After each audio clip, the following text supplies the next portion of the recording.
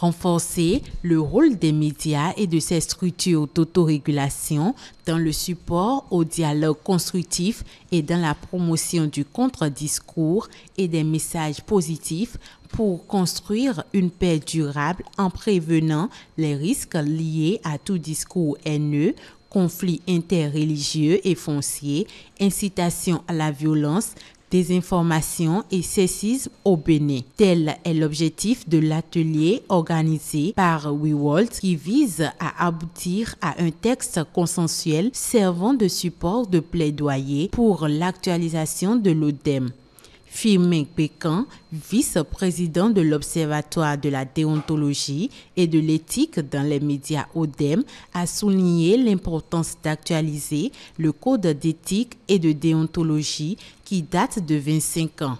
Et justement, parlant d'évolution, le contexte qui avait cours lors de l'élaboration de ce code a fortement évolué. Marqué aujourd'hui par des défis nouveaux comme la prise en compte d'un autre profil d'homme des médias, celui qui intervient désormais dans l'espace numérique, l'intégration de notions genre et de minorité. C'est fondamentalement pour cela que cette initiative d'actualisation du code a été lancée depuis quelques jours, voire quelques mois.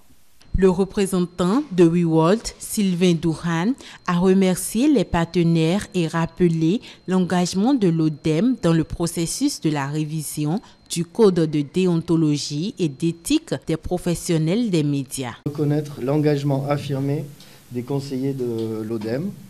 En effet, votre détermination dans la conduite du processus de révision, enclenché depuis plus d'un an maintenant, s'inscrit dans la dynamique de vos prédécesseurs et témoigne de votre motivation à contribuer efficacement à l'assainissement de l'environnement médiatique au Bénin. La secrétaire générale adjointe de la RAC, Inès Nimagnon, a procédé au lancement officiel de l'atelier et exhorté les professionnels des médias à prendre part aux travaux afin que le nouveau code puisse voir le jour. Et je voudrais saluer vous, chers professionnels des médias, pour votre présence ici ce matin et exhorter les uns et les autres à vraiment participer à ces travaux, à contribuer à l'avènement d'un nouveau code de déontologie. Des mots que je voudrais, au nom du président de la RAC, remercier les partenaires qui ont accompagné ce projet et déclarer ouvert les travaux de cet atelier. Après l'ouverture de la séance, le président de l'ODEM a présenté la proposition du nouveau code et détaillé sa structuration.